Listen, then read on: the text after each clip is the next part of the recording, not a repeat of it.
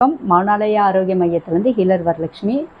PCOD problem வருவதற்கு காரணம் என்ன, அதனால் ஏற்படும் விளைவுகள் என்ன மற்றும் அக்யூபஞ்சர் மருத்துவத்தில் நாங்கள் எப்படி இதை சரிப்படுத்துகிறோம் என்பதை 3 பார்ட்டாக உங்களுக்கு சொல்ல போகிறாங்க. இதில் பார்ட்டு, ஒரு பெண்ணுக்கு மென்சஸ், அதாவது மாதவிடாய் காலங்களில் கருமுட்டை உருவாகுதுன்றது நம்ம எல்லாருக்குமே தெரியும்.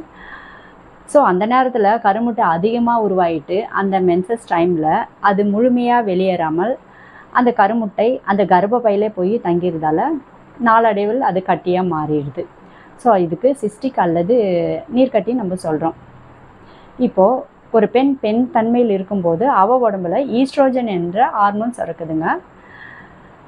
அப்படி இருக்கும் பட்சத்தில் ஒரு பெண்ணின் உடம்புல அவளோட கர்ப்பப்பையில் நீர்க்கட்டிகள் அதிகமாக இருக்கும்போது அப்போது ஆண் தன்மையில் உள்ள ஆண்ட்ரோஜன் என்ற ஹார்மோன் சுரக்கிறதால அவள் கருவுறும் நிலைமையை இழந்துடுறாங்க. அதனால் ஒரு பெண் கருவுற வேண்டுமென்றால் பெண் தன்மையில் உள்ள ஈஸ்ட்ரோஜன் என்ற ஹார்மோன் சுரந்திருந்தால் மட்டும்தான் அவளால் கருவுறும் தன்மையை பெற முடியும். இப்படி தாங்க பிசிஓடி ப்ராப்ளம் உருவாகிறது. நன்றி.